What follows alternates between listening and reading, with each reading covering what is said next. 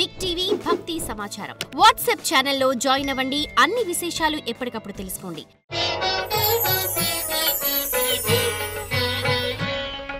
జై వీరబ్రహ్మ జై గోవిందమాంబ జై. నేను మీ కృష్ణమాచార్య శ్రీ బ్రహ్మపదం. ప్రకృతి అల్లారు ముద్దుబిడ్డ మన తల్లి భరతమాత. అరణ్య పర్వత జీవనది సుందర సాగర సుశోభిత పుణ్యక్షేత్ర తీర్థ ప్రాకార గోపుర నిర్మిత నిత్య కళ్యాణ శోభిత నిర్మలానురాగపూత మన తల్లి భరతమాత. ఇది వేదపుడమి, కర్మభూమి, ఎందరో మహనీయులు నడిచినటువంటి పవిత్రమైనటువంటి ధరిత్రి ఈ భారతావని. అటువంటి పరంపరలో 400 సంవత్సరాల క్రితమే విశ్వభవితను చెప్పిన కాలజ్ఞాని జగద్గురు శ్రీమద్ విరాట్ పోతులూరి వీరబ్రహ్మేంద్ర స్వాముల వారు. అందుకే కాబోలు ప్రపంచంలో ఏ చిన్న వింత జరిగినా, విచిత్రం సంభవించిన శ్రీ గురుదేవులు వీరబ్రహ్మేంద్ర స్వాముల వారు కాలజ్ఞానంలో చెప్పారు. ఇలా జరుగుతోందని అంటూ ఉంటాం, వింటూ ఉంటాం. అటువంటి గురుదేవుల యొక్క కాలజ్ఞానం సాంద్ర సింధు వేదాన్ని అనుసరించి గురుదేవుల యొక్క కాలజ్ఞాన ఫలితంగా వచ్చినటువంటి ఎన్నో అంశాలని మనం తెలుసుకుంటూ ఉన్నాం. ఈరోజు కార్యక్రమంలో కూడా మరికొన్ని విషయాల్ని తెలుసుకునేటువంటి ప్రయత్నం చేద్దాం. వాటిలో ప్రధానంగా మేకలు, పులులు ఒక్క రేవులోన నీరు త్రాగే కాలం వచ్చేనయ్యా, మనిషి మనిషిని చంపి మాంసంబుగా చేసి మనుగొక్క నూటికి అమ్మేరయ్యా. అంటే మేకలు, పులులు పరస్పరం వైరిజాతి కలిగినటువంటి జంతువులు. అంటే ఒక జంతువు అంటే వేరొక జంతువుకి వైరం కలిగి ఉంటుంది. ఇవి రెండూ కూడా కనిపిస్తే మేకలని పులులు చంపుకొని తింటాయి.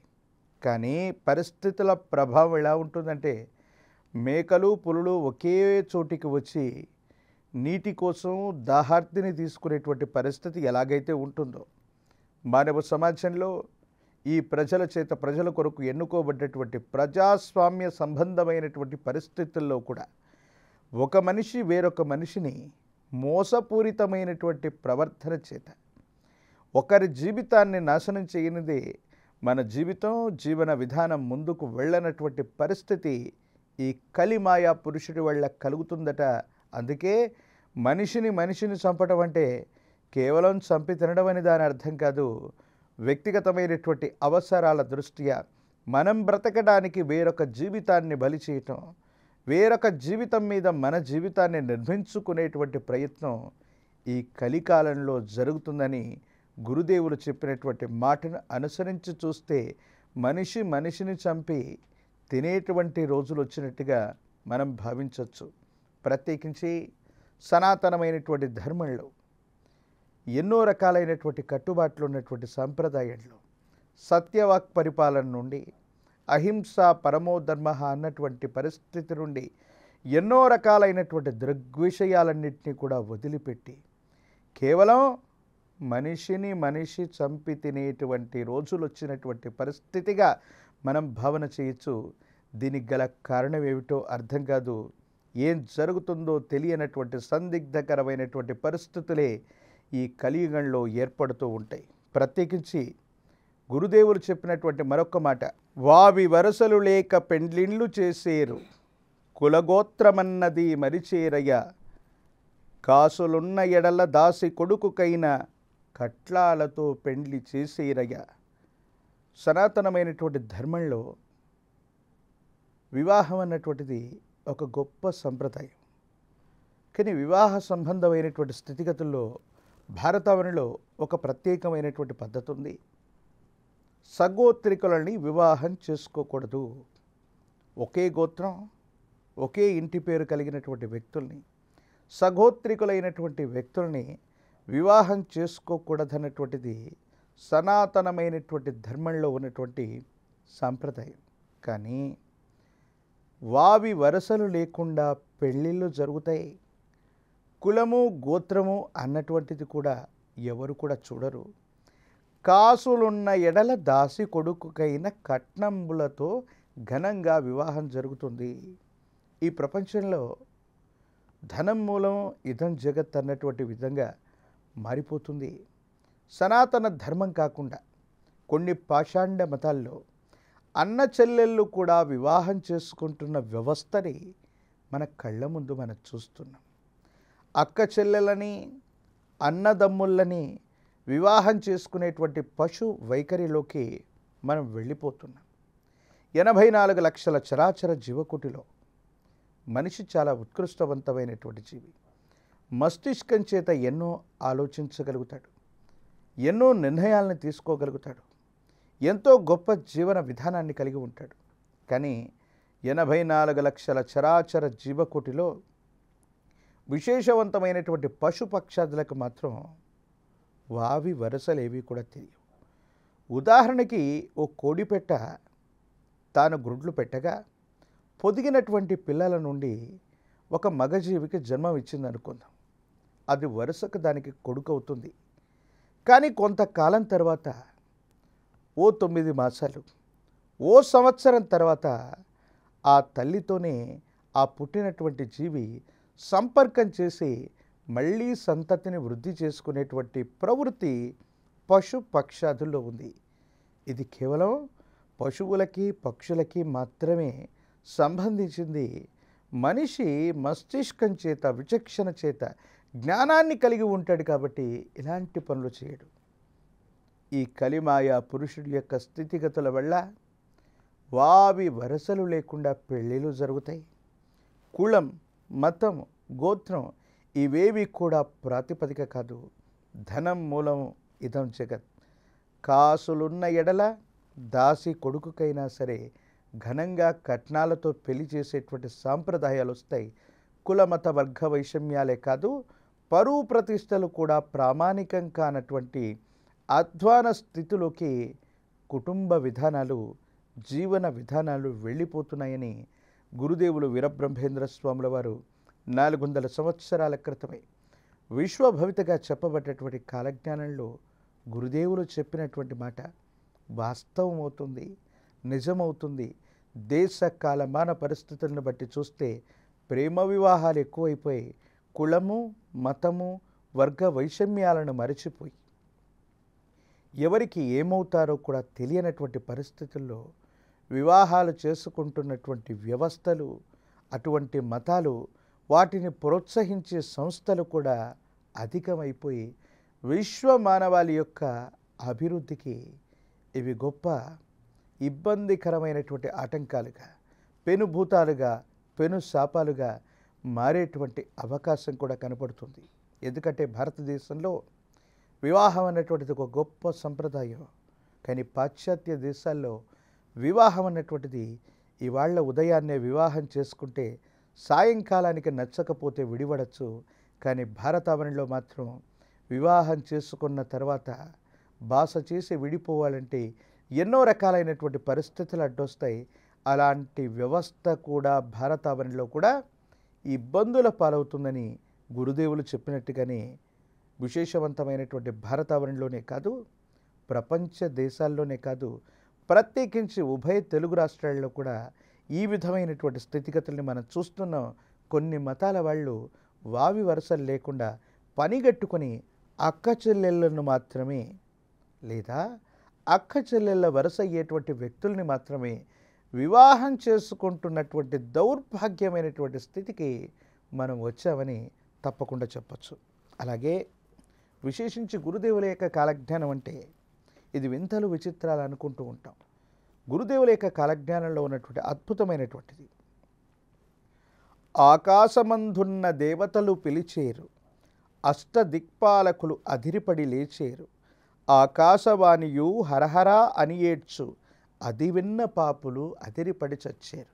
మనమందరం అనుకుంటాం భూలోక, భువర్లోక, సువర్లోక, మహగర్లోక 14 లోకాలకు సంబంధించినటువంటి ప్రస్తావనని మన పెద్దల నుంచి, ఇతరత్ర స్థితిగతుల నుంచి మనం తెలుసుకుంటూ ఉంటాం. ఎక్కడుంటాయి దేవతాగణాలంటే భూమి మధ్యలో ఉన్నదని, భూభాగం కంటే దిగువన కొన్ని లోకాలు ఉన్నాయని, ఆకాశం పైన ఉన్నటువంటి ఊర్ధ్వలోకాల్లో పితృదేవతలతో సహా దేవతలు ఉంటారని ప్రాథమికంగా మనం నమ్ముతూ ఉంటాం. గురుదేవుల యొక్క వీరబ్రహ్మేంద్ర స్వాముల వారి యొక్క కాలజ్ఞానం సాంద్ర సింధువేదం ప్రమాణంగా ఒక్క మాట చెప్తోంది. దేవతలందరూ కూడా ఆకాశ మార్గంలోనే ఆ విశేషవంతమైనటువంటి పృథ్వీకి పైన ఉన్నటువంటి తేజోవంతమైనటువంటి ఆ పొరపైనే దేవతల యొక్క సమూహం ఉంటుంది. ఆ ఆకాశంలోనే దేవతలందరూ కూడా విహరిస్తూ ఉంటారు. ఈ అద్భుతమైనటువంటి వ్యవస్థ నడవడానికి కారణం అక్కడ దేవతాగణాలన్నీ కూడా నివసించటమే. ఆకాశ మార్గంలో ఉన్నటువంటి దేవతలందరూ కూడా వాళ్ళ యొక్క వాక్కులని మనం వింటాము. ఆ సందర్భంలో అష్టదిక్పాలకులైనటువంటి అగ్ని, ఇంద్రుడు, యముడు, నిరుతి, వాయువు, వరుణుడు, కుబేరుడు, ఈశాన్యుడు వీళ్ళందరూ కూడా ఒక్కసారి అదిరిపడి లేస్తారు. ఆ దేవతాగణాల యొక్క మహిమ చేత అష్టదిక్పాలకులు సైతం అదిరిపడి లేచేటువంటి సందర్భం వస్తుంది. ఆకాశవాణి గురించి మనం పురాణాలు, ఇతిహాసాల్లో విన్నాం. అప్పుడప్పుడు అద్భుతమైనటువంటి చర్యలు సృష్టిలో తప్పకుండా జరగవలసినవి కొన్ని జరుగుతున్నటువంటి సందర్భంలో ఆకాశవాణి అన్నటువంటిది తనంతట తానుగా ఒక తీర్పునిస్తుంది, నిర్ణయాన్ని ఇస్తుంది, అశరీరవాణి పలుకుతుందని భాగవతంలో విన్నాం, రామాయణంలో విన్నాం. ఇతరత్రా కొన్ని రకాలైనటువంటి ఇతిహాసాలు, ప్రత్యేకించి మన సనాతన ధర్మానికి సంబంధించిన పురాణాలు వాటన్నిటిని ప్రామాణికంగా మనం చెప్పుకుంటాం. కానీ ఈ కలియుగంలో కూడా అటువంటి అశరీరవాణిని వినగలిగినటువంటి పరిస్థితులు సమీపమైనటువంటి భవిష్యత్తులో ఉన్నాయి. దీనికి తార్కాణంగా ఖగోళం మీద పరిశోధనలు చేస్తున్నటువంటి శాస్త్రవేత్తలు ఈ మధ్యకాలంలో చెప్పినటువంటి అద్భుతమైనటువంటి మాట ఏమిటయ్యా అంటే, ఈ భూమండలంలో మనుషులు ఏ విధంగా అయితే ఉన్నారో ఈ భూమండలాన్ని దాటినటువంటి గగన మండలంలో, గగన మార్గంలో, ఖగోళంలో గ్రహాంతరవాసుల పేరుతో విచిత్రవంతమైనటువంటి ఆకృతులు కలిగినటువంటి మనుషులు కొంతమంది ఉన్నారు. వాళ్ళు కొన్ని రకాలైనటువంటి సంకేతాలని భూమండలం మీదకు పంపిస్తున్నారు. మనం పంపినటువంటి రోదసీలు, మనం పంపినటువంటి రాకెట్లు, వాటిలో ఉన్నటువంటి రిసీవర్స్ ద్వారా ఆ గ్రహాంతర వాసులకు సంబంధించినటువంటి కొన్ని రకాలైనటువంటి పౌన పుణ్యాలని, వాటికి సంబంధించినటువంటి ఆ సిగ్నల్స్ని మన ఖగోళానికి సంబంధించినటువంటి శాస్త్రవేత్తలు రికార్డ్ చేయటం జరిగింది. ఖగోళంలో ఎవరో కొంతమంది వ్యక్తులు మనుషుల కంటే భిన్నంగా ఉన్నటువంటి స్వరూపాలు భూమండలం చుట్టూ వాళ్ళు తిరుగుతున్నట్టు, భూమి వైపుగా తిరిగి వాళ్ళు వస్తున్నట్టు, భూమండలం మీద ఏదో ఒక ప్రదేశంలోకి ఒక విస్తృతమైనటువంటి వాహనాన్ని తీసుకొస్తూ ఎగిరే పల్లెరాలు లాంటి విశేషవంతమైన వాహనాల్లో భూమండలం మీద వాళ్ళు వెళ్ళి వచ్చినట్టు కొన్ని దాఖలాలని మనం చూస్తున్నాం. సామాజిక మాధ్యమాల్లో ఈ మధ్యకాలంలో గ్రహాంతరవాసుల యొక్క పేరును కూడా మనం ఎక్కువగా వింటూ ఉన్నాం. గ్రహాంతరవాసులే కాదు, ఈ భూమండలం మీద ఉన్నటువంటి ఆకాశ మార్గంలో వివిధ దేవతా స్వరూపాలైనటువంటి గణాలు విశేషంగా మాట్లాడతాయి. అది విని అష్టదిక్పాలకుడు కూడా అదిరిపడి లేస్తారు. ఆకాశవాణి యొక్క విశేషవంతమైనటువంటి వాణిని విశ్వ మానవాళి కూడా వింటుంది. హరహర అంటూ శబ్దాలు చేసేటువంటి ఆ అశరీర వాణి యొక్క వాక్కుల్ని మనం చూస్తాము. ఇవన్నీ కూడా గురుదేవులు 400 సంవత్సరాల క్రితమే విశ్వభవితగా చెప్పబడ్డటువంటి కాలజ్ఞానంలో గురుదేవులు చెప్పినటువంటి గొప్ప మాట.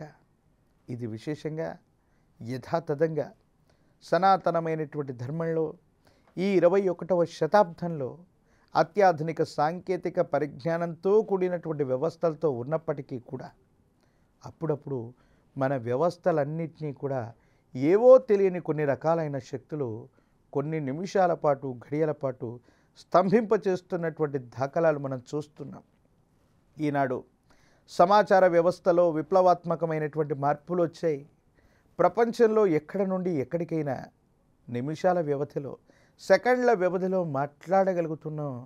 కానీ ఇంత గొప్ప సమాచార వ్యవస్థ కూడా అప్పుడప్పుడు స్తంభించిపోతుంది. మొబైల్ ఫోన్కు సంబంధించినటువంటి సిగ్నల్స్, మనం ఉపయోగించే వాట్సాప్లు, ఇంటర్నెట్కు సంబంధించినటువంటి పరిస్థితులు, యూట్యూబ్ ఛానల్స్, ఇంకా సామాజిక మాధ్యమాలన్నిట్లో కొన్ని గంటల పాటు ఈ మధ్యకాలంలో సాంకేతికపరమైనటువంటి ఇబ్బందుల వల్ల స్తంభించిపోయిన దాఖలాలు మనం చూసాం. సమీపమైన భవిష్యత్తులో ఈ దేవతా స్వరూపాలవచ్చు, సుర అసుర గణాలవచ్చు, గ్రహాంతరవాసుల వెళ్ళవచ్చు, సమాచార వ్యవస్థ భూమండలంలోకి యథాతథంగా వస్తున్నటువంటి సందర్భాల్లో వాళ్ళు కూడా ఇచ్చే సంకేతాలతో సంయుక్తమై భూమండలం మీదకి రావటమో, లేదా వాళ్లకు సంబంధించినటువంటి విశేషవంతమైన పౌనఃపుణ్యం మనం పంపించేటువంటి పౌనఃపుణ్యానికి ప్రతికూలంగా ఉండటం వల్ల కొంతకాలం పాటు సమాచార వ్యవస్థలు మొత్తం కూడా స్తంభించిపోవటం ఊహించడానికే ఆశ్చర్యంగా ఉంది. ఒక్కసారి వింటే కూడా ఆందోళన కలిగిస్తుంది. ఈనాడు ఒక్క మొబైల్ ఫోన్ మన చేతిలో లేకపోయినా, ఇంటర్నెట్ వ్యవస్థ లేకపోయినా కనీసం ఒక్క గంట సేపైనా మనుగడ సాగించలేము. మనిషితో పాటు మమేకమైపోయింది. మనిషి శరీరానికంటే కూడా ఇది, మనిషి శరీరంలోని విశేషవంతమైనటువంటి అవయవాల కంటే కూడా ఇది చాలా అత్యవసరమైనటువంటి పరిస్థితిగా గోచరిస్తుంది. కానీ ఈ సందర్భంలో కనుక సమాచార వ్యవస్థలో ఇంత విప్లవాత్మకమైనటువంటి మార్పు కలిగినటువంటి పరిస్థితుల్లో అనుక్షణం కూడా మనం మొబైల్ ఫోన్ మీద, సమాచార వ్యవస్థ మీద మనం ఆధారపడుతున్నాం. కానీ దేవతాగణాలు, సుర అసుర గణాలు, వాటి యొక్క చర్యల వల్ల ఇవన్నీ కూడా స్తంభించిపోతే మనం ఊహించటానికే ఆందోళన కలిగించేటువంటి పరిస్థితులు ఉంటాయి. కానీ సమీపమైన భవిష్యత్తులో మళ్ళీ ఇది జరగబోతుంది. తప్పనిసరిగా సమాచార వ్యవస్థ మొత్తం కూడా కొన్ని నిమిషాల పాటు, కొన్ని సెకండ్ల పాటు స్తంభించిపోయేటువంటి పరిస్థితికి నాంది ప్రస్తావన కాబోతుందని గురుదేవులు వీరబ్రహ్మేంద్ర స్వాముల వారు సాంద్ర సింధువేదమైనటువంటి కాలజ్ఞానంలో చెప్పారు. కలియుగంలో 5,000 గడిచినటువంటి మీదట పంచాంగములు పనికి మాలినవైపోవు, నవగ్రహంబుల నడక మారేనన్నటువంటి గురుదేవుల యొక్క వాక్కు సాక్షిగా ఈ కలియుగంలో 5,125 సంవత్సరాలని మనం పురస్కరించుకున్నాం. మనం లెక్క కడుతున్నటువంటి గణింతాలు, మనం చూస్తున్నటువంటి గ్రహాల యొక్క దూరాలు, గ్రహాల యొక్క గోచార పరిస్థితులు అవన్నీ కూడా వేగవంతంగా మారిపోతున్నాయి. అతిచార గమనాలు అధికమైపోయి అటు ఖగోళంలో, ఇటు శాస్త్రంలో గ్రహాల యొక్క గతులు వేగవంతంగా మారుతున్న దుస్థితిని మనం చూస్తున్నాం. దీనికి కారణాన్ని 400 సంవత్సరాల క్రితమే విశ్వభవితను చెప్పిన కాలజ్ఞాని జగద్గురు శ్రీమద్ విరాట్ పోతులూరి వీరబ్రహ్మేంద్ర స్వాముల వారు ముందుగానే లెక్క కట్టి సాంద్ర సింధువేదమైనటువంటి కాలజ్ఞానంలో స్వామివారు ఎప్పుడో చెప్పారు, కుంభుడి మీద శని అలవాళమైతే, అంటే కుంభరాశిలోకి శని వస్తే, మీనరాశిలోకి శని వస్తే, లేదా బృహస్పతి మీనంలోకి వస్తే, స్వక్షేత్రంలోకి వస్తే, ఇలాంటి మాటల ద్వారా జ్యోతిష్శాస్త్రాన్ని కూడా సమన్వయం చేసుకుంటూ విశ్వభవితగా చెప్పబడ్డటువంటి కాలజ్ఞానంలో గోచారవశాత్తు గ్రహ గతుల్ని అనుసరించి ఆయా సంవత్సరాల్లో జరగబోయే గొప్ప మార్పులని గురించి కూడా గురుదేవులు వీరబ్రహ్మేంద్ర స్వాముల వారు సాంద్ర సింధువేదమైనటువంటి కాలజ్ఞానంలో చెప్పినటువంటి అంశాన్ని గురించి మనందరికీ కూడా తెలిసినటువంటి అంశమే.